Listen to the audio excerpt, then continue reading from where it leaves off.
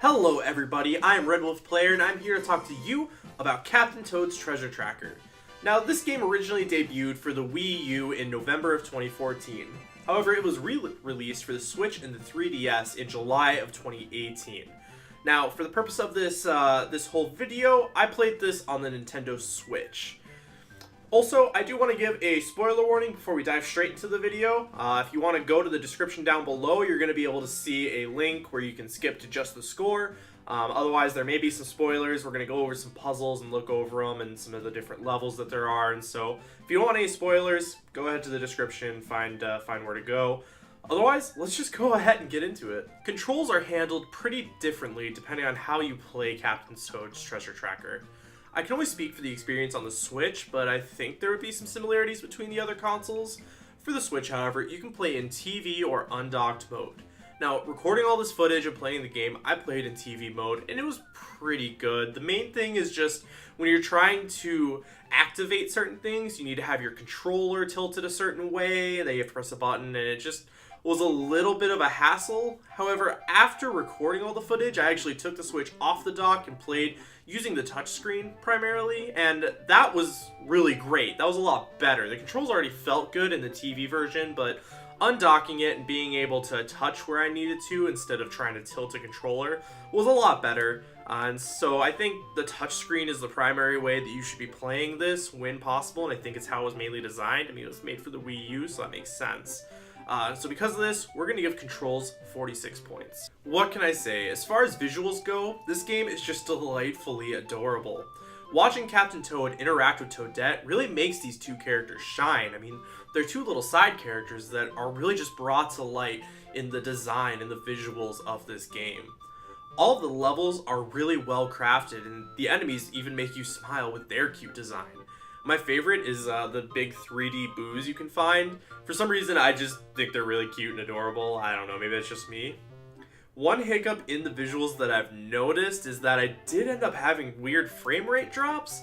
This isn't something I usually notice, it's not something I usually care about, but it happened often enough and it was impactful enough that it just kind of like, stirred me the wrong way.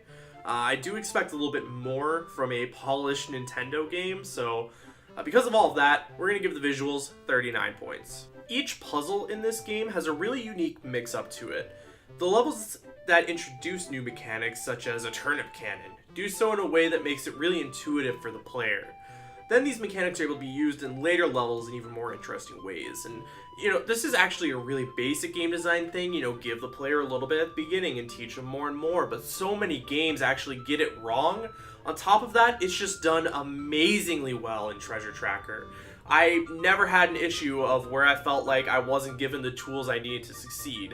I always thought, okay, here's what I have, here's what I can do with it, and I was able to basically solve the puzzle using those tools. And so, because of all of that, the great design of these puzzles, I'm giving them 65 points. The last thing I want to cover is the side stuff in the game, and so there's a few different side things.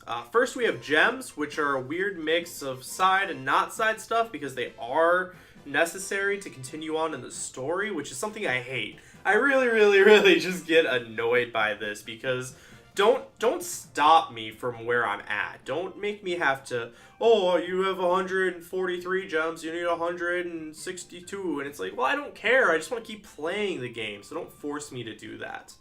Besides the gem, there are side tasks for each level. This can range from collecting certain items, sneaking through the level, stuff like that.